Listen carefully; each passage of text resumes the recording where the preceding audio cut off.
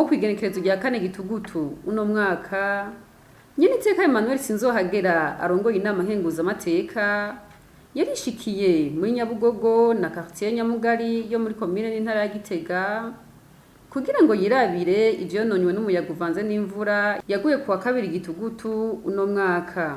Yaragendeye kandi ikibanza cyo kororerwamo inkoko c'umuhari w'abagabo bo mw'ishengero Methodiste ini mu Burundi ku rwego rw'igihugu kiri mu bigo vya Paroisse Nyabugogo y'iryo shengero aho ibisakazo vy'inzu zibiri z'ubwororero vyaguruwe n'umuyaga. Nyene iteka Emmanuel Sinzohagera yarishikiye kandi kuri lycée de la Comibu iri muri quartier Nyamugari.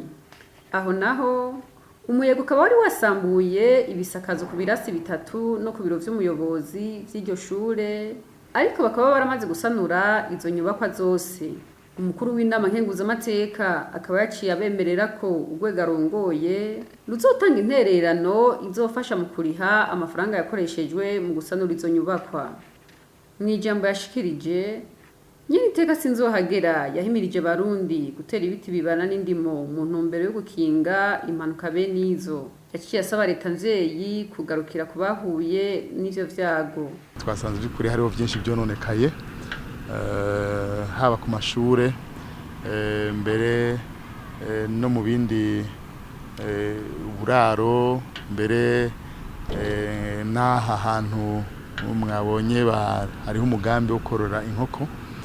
Rero gusa icyo vyampaye kimbura kamonotera abarundi bene wacu ibi bijanye n'ihindagurika ry'ibihe arico gituma twoshimira mbere leta mvyeyi kuko yashizeho wa mugambi wa ewe Burundi urambaye mu ntumbero yo guhangana n'ihindagurika ry'ibihe.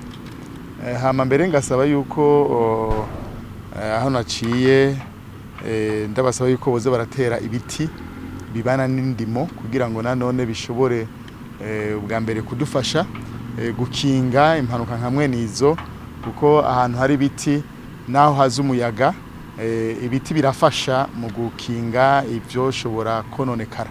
Rero n'urugendo na cyane ko ibikorwa bimwe abana b'abantu dukora dusanga by'ukuri biko bikora ku bidukikije, ugasanga rero ibidukikije tutabifashe neza navyo biravyura ishavu.